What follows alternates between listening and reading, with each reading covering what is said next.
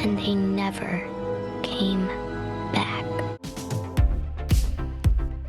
Welcome back to ScreenCrush. I'm Colton Ogburn, and Weapons is the latest offering from writer-director Zach Cregger, who you may remember as the writer and director of Barbarian. And while this movie is not a direct sequel, there are some hints that we could have a Cregger cinematic universe in the works. So we're going to break down Weapons, its hidden deeper meanings, and little clues and details that you may have missed throughout the film. We're also going to talk about why this movie is called Weapons, and of course we have to explain that ending and what's next for the victims of that witch, Aunt Gladys. So one thing this movie did well was its use of non-linear storytelling, giving us the perspectives of each character and how their paths cross and work in tandem to build the suspense that Cregger is trying to convey. It honestly felt like they skipped over the entire first act of the film, where you'd expect to meet the characters, see Justine teaching, see the kids and their home lives, and then have that disturbing morning where none of them show up to school the next day. I do like the early parts of the movies where they have a perfect family and everything.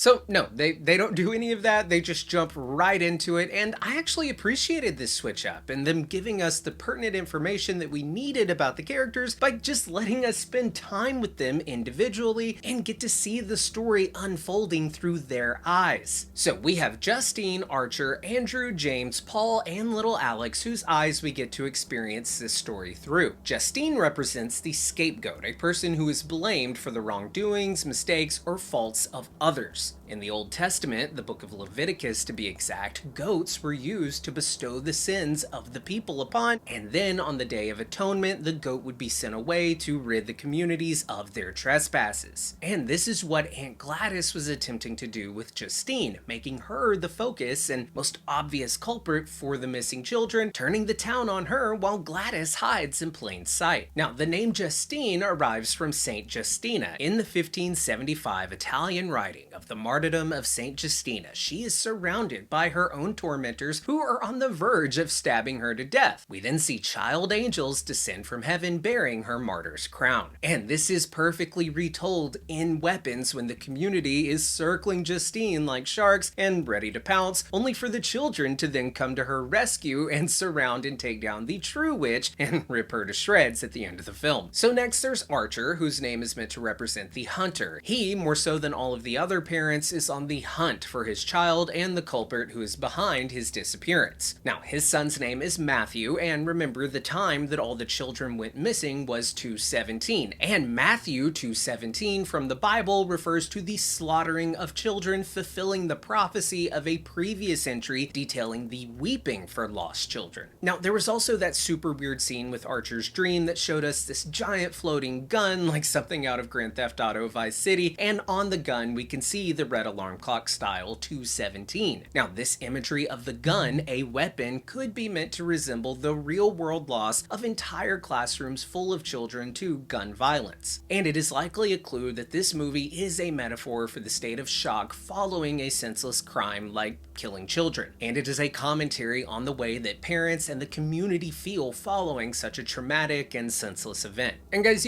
I really enjoy movies like this, but they also make me super anxious, especially with the heavy subject matter that they tend to cover. And when I'm anxious, I have this really bad habit of grinding my teeth. In fact, it's gotten so bad that I now have something called TMJ. Essentially, grinding my teeth has given me really bad pain right here in the hinge of my jaw, and it makes my ears hurt. It's really annoying. So that's why I started using Fume. They are the sponsor of this video. And I'm sure you guys have your own bad habits that you'd like to quit, especially in social situations when you are feeling anxious or just bored. For me, Fume has been a game changer. Fume doesn't use smoke or vapor, just natural flavored air that gives you something to reach for without the chemicals. Studies have shown that quitting a habit cold turkey is actually really bad for you, so I liked having something to reach for when I feel the urge, and it's an alternative to other harmful habits. Fume is an award-winning flavored air device that doesn't use combustion, and it's not even electronic. You can use it anywhere. There's no smoke, no vapor, no chemicals, just naturally flavored air. You see, it just has these plant-based cores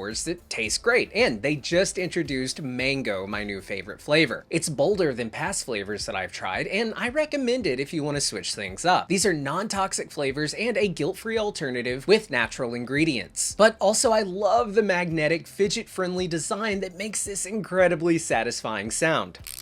Guys, more than 500,000 people have already added fume to their daily routine, and I totally get why. It's simple, satisfying, and it doesn't come with any of the downsides of your old habits. And right now, if you order the Journey Pack using my code ScreenCrush, you will get a free fume topper. It's this little rubber piece so you can chew the end, and it is great for oral fixation anxiety. So if you've been thinking about changing your habits, this is the perfect first step. So go to tryfume.com/ScreenCrush or scan the QR code on screen to grab yours today. Okay, so next we have Principal Andrew. Now, in biblical scripture, which this movie seems to be borrowing a fair bit from, Andrew is an apostle serving at the behest of Christ or God. Now, the word apostle means one who is sent off, and that is exactly what Andrew becomes for Gladys, a servant who is literally sent off and used as a weapon to kill Justine. The same is true for Paul and James, who were also apostles of Christ, and who in this movie, Paul and James become apostles of Gladys, and at the end of the movie, we see them attack Archer and Justine under the control of Gladys. Now, I also really liked the little detail of Paul and James both having vices that made them vulnerable to falling into Gladys's trap, James being a drug addict and Paul being a recovering alcoholic. Both of these characters having vices that greatly affect their better judgment and ultimately ended up sending them both down the path to becoming weapons. Now, I also really appreciated the foreshadowing of Paul's pricked finger and how that was teasing that he would become a weapon to Gladys, who pricks her finger to control her weapons. He also got some holes in the face from these needles later in the movie, which connect to the holes in Alex's parents' faces from when they stabbed themselves with forks. Okay, so this concept of Gladys having these apostles, these human weapons that are under her full control, it is teased throughout the film brilliantly, revealing Gladys to be a parasite. On the chalkboard in Justine's classroom, we see that they are learning about parasites such as tapeworms who feed off of you from within. It's also later in the film at Andrew's house, just before Gladys shows up and turns him into a weapon, that we see this documentary about cordyceps fungus that takes over ants, turning them essentially into zombies. This fungus takes over the ant's mind and makes it do its bidding, just like Gladys with her weapons. But Gladys isn't just a fungus taking control, she is a parasite feeding off of their life force, desperately trying to keep herself young, healthy, and alive. Now, Gladys's over-the-top makeup with the red lipstick and the red wig, this is a great way of showing us how in denial Gladys is about her own physical state and her unwillingness to accept her age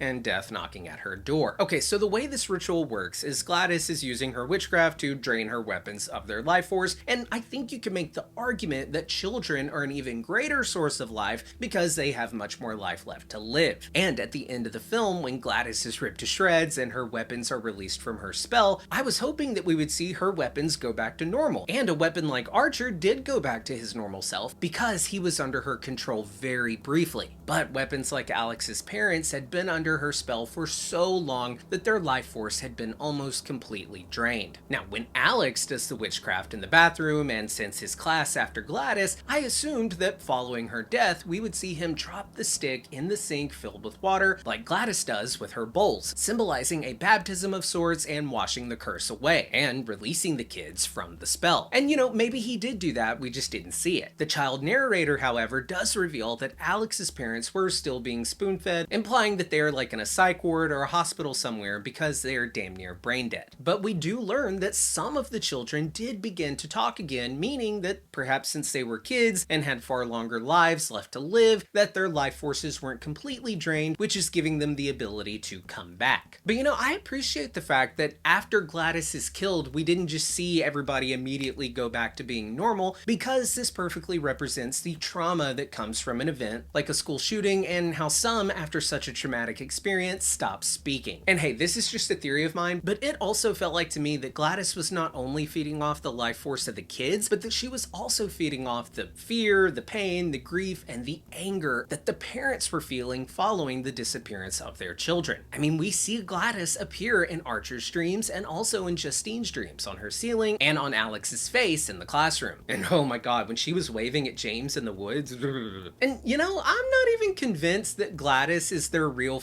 aunt. They said that they haven't seen her in like 15 years. And you know, she is so made up in that wig and the makeup that I wouldn't be surprised at all if we were to learn that she is just impersonating Aunt Gladys, and that the real Aunt Gladys is dead by this witch's hand, or maybe just off playing bridge. So guys, I've said it before, most recently in our Together video, but we're in a horror renaissance that I believe is single-handedly going to save this industry, the movie theater industry specifically. Horror seems to be one of the only genres of film being made today that are allowed to make original films and just get weird and creative with it. And you know, sometimes they swing big and miss, but sometimes, hell, a lot of the time, they deliver something that gets people talking and gets asses in seats. Plus, these movies are super cheap to make, and the ratio of budget to box office is huge. So, is Weapons for everyone? No, it's not for everyone. It's super weird, but it's also super good. And I mean, that really shouldn't be a shock after a movie like Barbarian. And one thing that I really liked about both Weapons and Barbarian was about how the marketing for the films really just surrounding the opening premise that is completely turned on its head after like the first 20 minutes of the film. And I'm telling you, man, Zach Cregger, Ari Aster, Robert Eggers, Ryan Coogler, Oz Perkins, Jordan Peele, Corrali Farga, Parker Finn, I could go on. These are the directors who are making the most interesting and original films right now, and we have them to thank for breaking the mold and shaking things up and giving new life to the movie-going experience, and Weapons is just yet another example of what movies can be. And while Weapons isn't a direct sequel to Barbarian, hell, we even saw Justin Long play a completely separate character in this movie from his Barbarian character, I am loving this creepy shit happening in the Midwest universe that Cregger is creating. There's even a fun in-universe website called Maybrookmissing.com. You can actually visit this site, and on the sidebar here, we can see an article about the events of Barbarian. And look, on the website, your cursor turns into a little running guy. So I'm really loving the idea of this being a loosely connected universe of movies that work as a bit of an anthology series with maybe even a recurring cast, but them playing different characters, but it's all connected to the same evils haunting every installment. That'd be pretty dope. But hey, those are just my thoughts and theories, and I would love to hear yours down in the comments below. If you're new here, be sure to check out ScreenCrush on all major podcasting platforms and give our merch store a visit, link in the description below. And of course, subscribe and smash the bell so you get notified every time we upload a new video. For ScreenCrush, I'm Colton Ogburn.